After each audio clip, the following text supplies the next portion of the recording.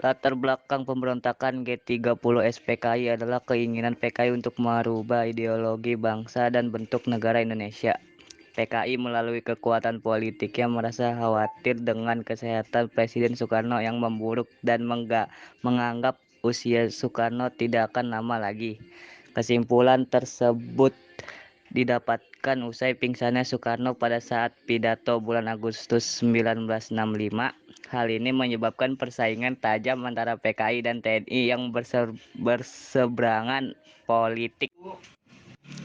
Pada tanggal 30 September 1965, PKI dibawa Letkol Untung melakukan penculikan terhadap para petinggi PKI yang dianggap sebagai Dewan Jenderal yang akan menggulingkan kekuasaan Soekarno. Penculikan ini dilanjutkan dengan pembunuhan para jenderal yang menolak mengakui akan melakukan pemberontakan. Jasad para jenderal TNI AD dimasukkan ke lubang sumur tua di kawasan Pondok Gede, Jakarta, atau yang kita tahu adalah lubang buaya.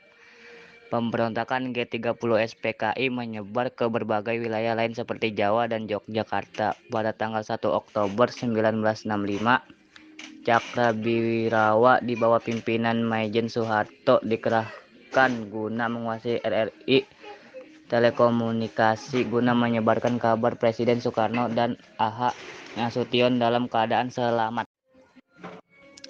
Pada tanggal 2 Oktober 1965, operasi berlanjut ke kawasan Halim Perdana Kusuma, tempat PKI mundur dari kawasan Monas. Atas petunjuk polisi Sukitman yang lolos dari pembunuhan PKI, pemerintah menemukan tempat jenazah para perwira TNI di lubang sumur tua, lubang buaya di kawasan Pondok Gede, Jakarta pada tanggal 4 Oktober 1965.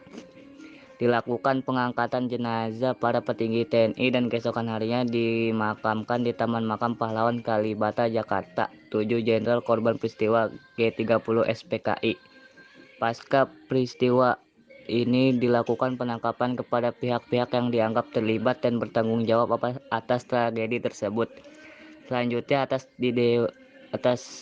desakan rakyat, PKI dibubarkan dan Soekarno mengeluarkan surat perintah 11 Maret 1966 Super Semar yang memberikan mandat ke Soeharto untuk mengambil alih pemerintahan Soeharto sebagai pemimpin tertinggi, kemudian mengeluarkan larangan terhadap PKI dan ormas-ormas di bawahnya.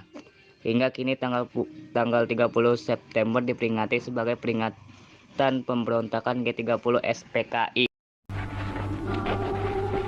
Pada hari ini, tanggal 4 Oktober 1965, kita bersama-sama dengan mata kepala masing-masing telah menyaksikan suatu pembongkaran daripada penanaman jenazah para jenderal kita di Lahanan Jenderal dengan satu perwira pertama dalam suatu lubang sumur lama.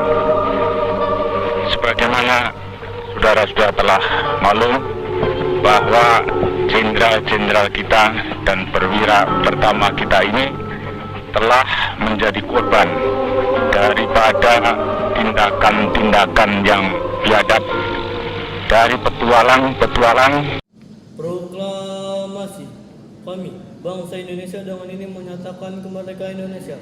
Hal-hal yang mengenai pemindahan kekuasaan dan lain-lain diselenggarakan dengan cara seksama dengan tempo yang sesingkat-singkatnya. Jakarta, 17 Agustus tahun 1945. Atas nama bangsa Indonesia, Soekarno Hatta.